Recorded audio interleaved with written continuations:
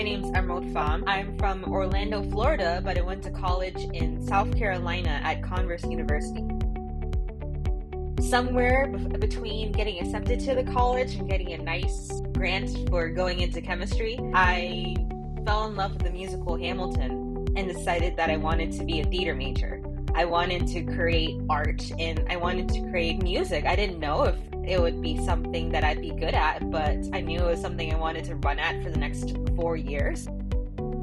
I wanted to learn music theory in advance of what my theory classes were teaching me because my objectives were to write good melodies first. I didn't come into there to learn about how Bach wrote his chord progressions. I wanted to learn how pop musicians wrote their chord progressions. And so I read Hooktheory's book so I could excel despite the fact that I didn't come from a musical background. And I spent a lot of time looking in the Hooktheory databases to understand why my favorite songs worked the way they did. Or I would take out a piece of sheet music and transcribe it in the software to try to figure out how it worked on a functional basis.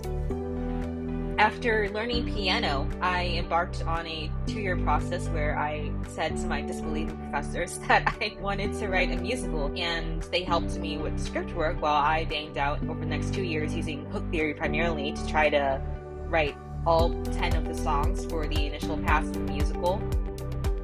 One of the most useful things as a lyricist for my work was the lyric notation method for Hookpad, which made it easy to quickly iterate on the lyrics to the music. That's how I wrote most of my music, sitting in a cafeteria, using the keyboard shortcuts primarily to get the ideas onto the page.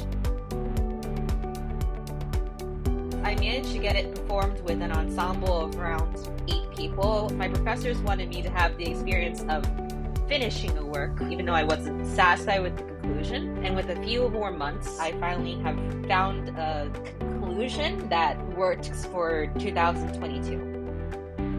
When you learn music theory, some things just seem too easy. But I wrote this music box song about Michael and his wife Susan receiving their first child. And I wrote this very simple descending arpeggio outlining a couple of chords going into the main melody. And when I showed it to my professor, she turned to me and she was crying. And she said how much it reminded her of her newborn. And I was really shocked that something so simple, at least from a music theory perspective, could nevertheless find resonance in another person, and that it could remind them of their own experiences with their own families.